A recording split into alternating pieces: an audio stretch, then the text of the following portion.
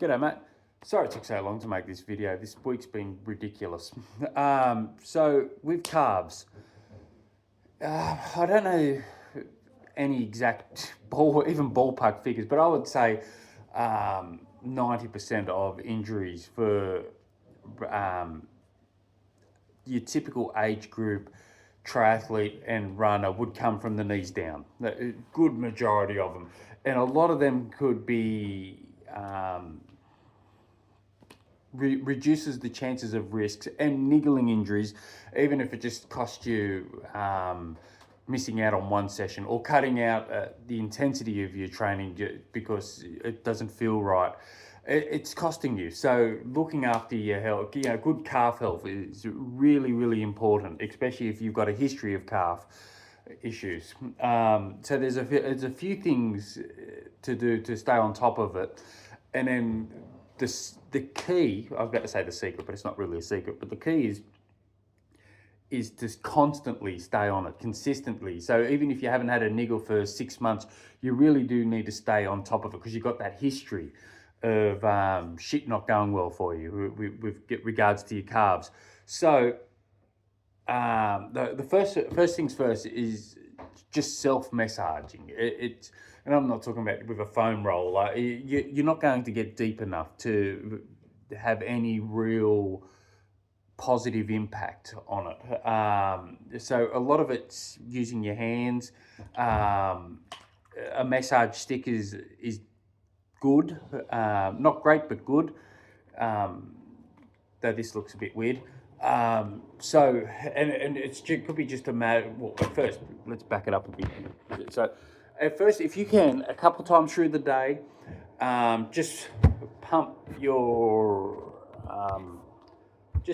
calves. So you just give it a good pumping, almost like you got a heart in it. You just softening it. Just do that a couple of times a day. You just at work, just give it a little whoop whoop.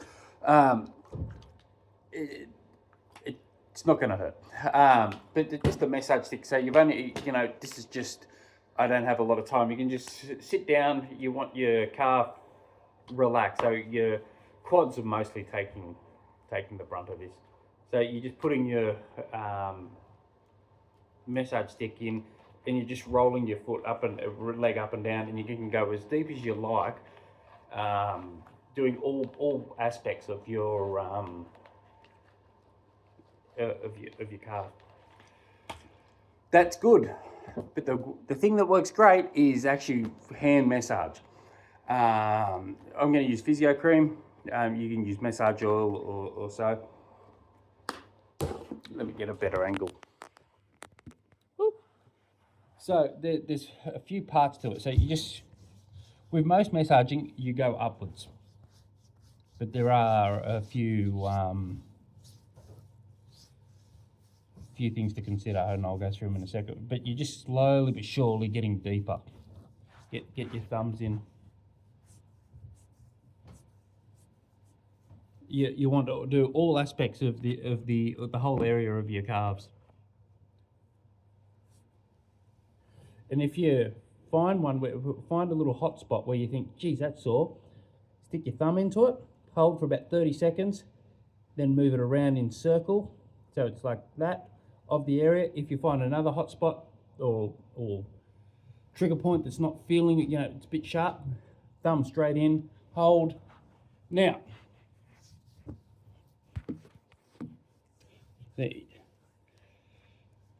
along here, the posterior is a tendon. It goes all the way down. There's like this little sheet thing that goes there. It goes under that and into your plantar. As I said before, we generally go up with this tendon. We're going to go down. A lot of people think this is shin splints too, when this is actually just a tendon that needs releasing. So you can just go down. Just start off easy and just slowly get deeper and deeper and deeper. And then when you get to this little sheet point, take the pressure off it slightly, and then you go back into being deeper again. You go really, really deep, mate. Don't be shy. So there's that. So you're actively going to be releasing your muscles in your calves. Now, you got to strengthen your calves as well. So let me get another beautiful spot for your I'll go here. You know, the Kmart little wedge blocks, just nice for calf raises. You can use steps or whatever. There is an argument that you don't need to be going on. You know, you can just use your floor, but you can pretty easily argue against that. So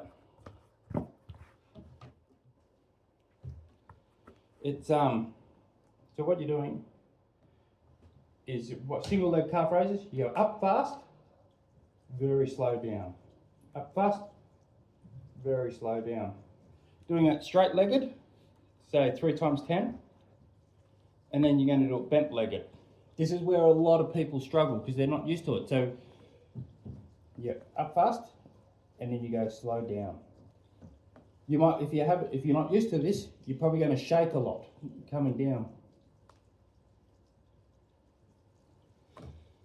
That's going to help strengthen it, and it's hopefully going to help keep you running consistently for years on end. And they're the main things. Active releasing and strengthening is going to keep you running, mate. Cheers.